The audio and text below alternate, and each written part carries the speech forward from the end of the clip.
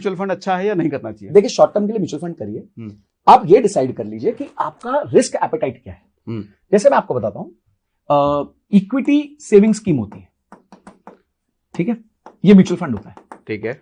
इसमें सबसे बड़ी बात क्या होती है कि 65% के आसपास इक्विटी होती है और 35% के आसपास डेट होता है, यानी कि गवर्नमेंट सिक्योरिटीज खरीदे जाते हैं, ठीक है। इसमें मैंने देखा है कि कंजर्वेटिव इन्वेस्टर के हिसाब से, देखिए रिस्क क्या होता है, ड्रॉ डाउन, मैंने इतने में डाला वो इतना हो गया। तो आज अगर आप इनके इक्विटी सेविंग स्कीम देखें तो उसमें पिछले 6 महीने में मार्केट गिरी है 14% और इक्विटी सेविंग स्कीम गिरी होंगी 0.5 से लेके 1%, ठीक है, यानी कि ड्रॉ डाउन नहीं है। हाँ, मतलब मार्केट 3 गुना और गिरेगी तो कहीं जाके ये 4% गिरेंगे, ठीक है। तो ये हो गया आपका सेफ स्कीम, पर इसमें रिटर्न्स कितने बनते हैं? 9 से 10%, क्योंकि इसमें रिस्क नहीं है। हाँ। तो अगर आप एक स्टेबल इन्वेस्टर हो, अगर आपको लगता है कि भाई मैं ज्यादा नहीं झेल सकता, रिस्क नहीं है, मतलब अवधि छोटी है, तो आप इक्विटी सेविंग स्कीम में पैसा डाल दो, ठीक है। इसी तरीके से एक आता है हाइब्रिड फंड। हाइब्रिड फंड में एक आता है कंजर्वेटिव हाइब्रिड फंड, तो आप कंजर्वेटिव हाइब्रिड फंड में पैसा डाल दो, ठीक है। इसमें भी यही इक्वेशन होता है, उसमें तो कभी कभी 70-75% जो है, सॉरी उल्टा हो जाता है, 60% के आसपास डेट हो जाता है और 40% के आसपास इक्विटी होता है, तो ये तो और रिस्क फ्री हो जाता है, ठीक है। तो इस तरीके से आप फंड सिलेक्ट कर लो ना, ठीक है। अब इक्विटी सेविंग स्कीम में भी कौन सा फंड अच्छा है वो कैसे चुने? देखिए, उसमें तो बहुत सिंपल है, आप एक ही रेशियो देखिए। आपके लिए सबसे डरावना रेशियो है ड्रॉडाउन। आप डरते हो ड्रॉडाउन से, कंजर्वेटिव इन्वेस्टर हो, आपको ड्रॉडाउन से डर लगता है। ड्रॉडाउन का मतलब डिप, मार्केट, हाँ, मतलब मैक्सिमम कितना गिरा है आज तक, हाँ। ये जिसका सबसे कम है वो ले लो, चाहे फिर रिटर्न्स में थोड़ा आपको 19-20 हो जाए, हाँ। और चाहिए भी अगर सेफ इन्वेस्टमेंट देखना है तो ये तो सबसे कम गिरा हुआ फंड देख लो, ठीक है। तो ड्रॉडाउन आपका रिस्क है, हाँ। अगर आप ड्रॉडाउन को मैनेज कर लेते हो, हाँ, तो यानी आपका रिस्क मैनेज हो चुका है। अल्टीमेट, सुपर्ब, बहुत बड़े बात बताई आपने। Thank you sir, thank you. और कुछ बताऊं? और बस इतना ही बताऊंगा कि जो भी आप म्यूचुअल फंड खरीदें, अपने गोल्स के हिसाब से खरीदें, अपने टाइमलाइन के हिसाब से खरीदें, अपने रिस्क के हिसाब से खरीदें। 3 चीजों का ध्यान रखें। गोल ही तो नहीं पता होता लोगों को। मैं तो कह रहा हूं, लोग पता कैसे म्यूचुअल फंड खरीदेंगे? पिछले क्वार्टर में कौन सा सबसे अच्छा परफॉर्मेंस था, उठा के डाल दो। ये ऐसे थोड़ी होता है यार। पर पता तो करो, उसमें किसी को नहीं पता उसका थीसिस क्या है, उसका बेंचमार्क कौन सा है, कुछ नहीं पता किसी को, बस उठाए और डाल दिए, उठाए डाल दिए, और उसके बाद अब डर रहे हैं, अरे रे रे, ये तो 36% दिया था पिछले साल तक, इस साल तो ये -20% दे रहा है सर, तो देगा ही देगा, क्योंकि वो स्मॉल कैप है।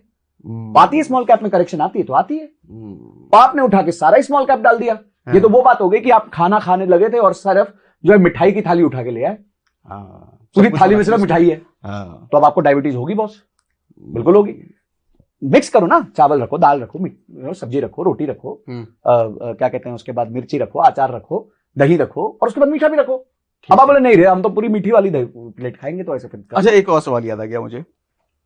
ये सवाल जो मैं आपसे पूछ रहा हूँ ना, ये कमेंट बॉक्स में आते हैं जी, तो कई सवाल याद रह जाते हैं, वो सब याद आ रहे हैं। एक सवाल ये है कि अब मार्केट में तो कई सारे म्यूचुअल फंड हैं, कितने म्यूचुअल फंड एक आदमी के पोर्टफोलियो में होने चाहिए? सर, एक गोल के पीछे, कोई भी एक गोल जो आपका तय होता है, आपको 4 साल बाद गाड़ी खरीदनी है, आपको 10 साल बाद शादी करनी है, 15 साल बाद घर खरीदना है, 25 साल बाद रिटायर होना है, कोई भी गोल के पीछे 4 म्यूचुअल फंड से ऊपर नहीं होने चाहिए बस। और एक आदमी की जिंदगी में कितने ऐसे गोल होते हैं? मैक्सिमम 4 गोल होते हैं, मैक्सिमम 3 या 4 बड़े गोल, यही जो आपने भी नाम दिया। हाँ, जो यही होते हैं लाइफ के गोल्स आपके मोटा मोटी, तो उसके लिए 3 से 4 म्यूचुअल फंड, मैक्सिमम 4 बोल रहा हूँ, 3 या 4 होना चाहिए। अगर 4 गोल है तो 15 से 16, 15-16 म्यूचुअल फंड। कभी कभी क्या होता है, 2 गोल्स एक ही अवधि के आसपास के होते हैं, कोई 15 का हो गया, 20 का हो गया, तो उसमें आपको बदलने की जरूरत नहीं है म्यूचुअल फंड्स को, आप सेम म्यूचुअल फंड में भी इन्वेस्ट कर सकते हैं। तो अपने फंड का कितना % किस में डाला जाए? जितना ज्यादा लंबा आपकी अवधि है, उतना ज्यादा आप रिस्क ले सकते हैं, यानी कि उतना ही ज्यादा मिड कैप और स्मॉल कैप में डाल सकते हैं, ठीक है। और मिड कैप और स्मॉल कैप में डाले बिना आपके पैसे की ग्रोथ नहीं होगी,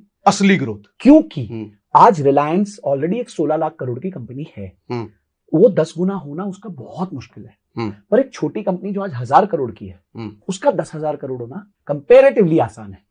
तो आज वो 1000 करोड़ की कंपनी स्मॉल कैप है, कल वो मिड कैप बनेगी और फिर लार्ज कैप भी बनेगी। तो ऐसी कंपनियां आपके पोर्टफोलियो में होनी चाहिए, पर डायरेक्ट ना खरीदते हुए उनको स्मॉल कैप और मिड कैप फंड्स के माध्यम से खरीदा जा सकता है। इसको ऐसे भी समझ सकते हैं कि देश की जीडीपी अगर 6% 7% है, तो हमारा देश ही 6-7% के ग्रोथ रेट से बढ़ रहा है, क्योंकि बड़ा देश है। यस। लेकिन आप कोई छोटी कंपनी अगर देख लो तो वो 6-7% के रेट से नहीं बढ़ती, वो 15%, 20% क्या 100, 200% के रेट से भाग जाता है वो। मैं आपको एक मजेदार डेटा देता हूं। हाँ। 2014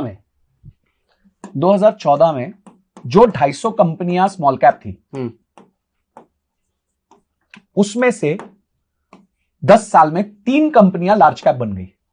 सोचो कितनी बड़ी प्रमोशन हो गई, स्मॉल कैप से लार्ज कैप। जो 291 से 500 का रैंक था जिनका, उनमें से 3 कंपनी उठ के 1 to 100 में पहुंच गई।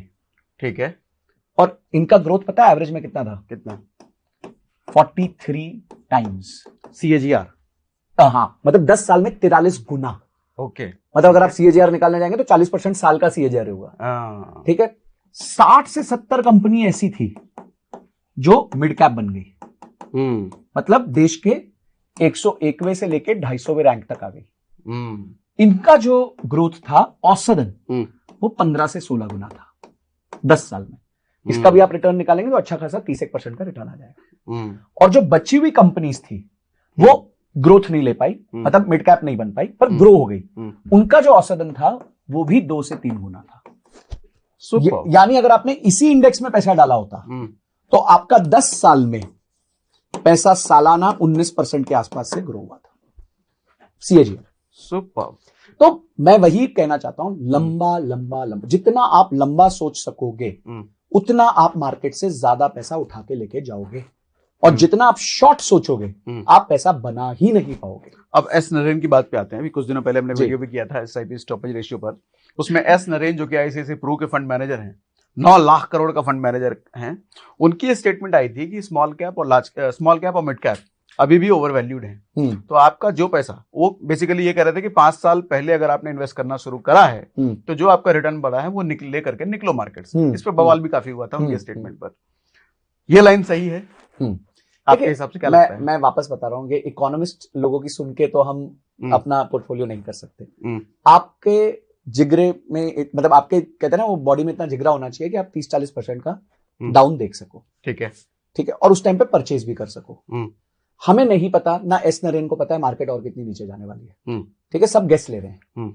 अभी स्मॉल कैप का इंडेक्स जो है वो गिरा है करीबन 17-18%, मिड कैप का गिरा है 15-16% और निफ्टी गिरा है 12%। लेकिन अभी भी कहा जा रहा है कि ओवरवैल्यूड है, अभी भी ओवरवैल्यूड, अभी और बिल्कुल हो सकता है। ठीक है। पर बास्केट जो है ना वो नहीं गिरता तेजी से। कुछ ऐसे इंडिविजुअल स्टॉक्स है जो 60% भी गिर चुके हैं, 60% से ज्यादा फॉल आ चुका है। पर हमारी आदत क्या है, हमारी प्रॉब्लम क्या है, हम स्मॉल कैप नहीं खरीदेंगे, हम कचरा खरीदते हैं। मतलब स्मॉल कैप का मतलब ये है कि आप ये 250 से 500 नंबर पे जो कंपनियां हैं उनमें निवेश करो ना।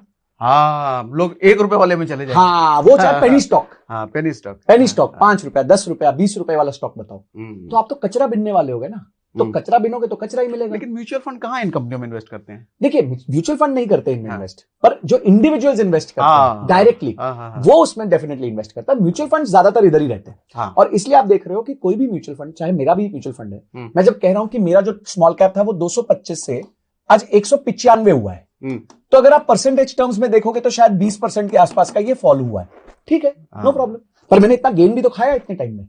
ठीक है। और अब मैं अगर छोड़ के भाग गया तो मुझे नहीं पता री एंटर कब करना है, तो मैं स्ट्रेस ही नहीं लेता, चलते रहो।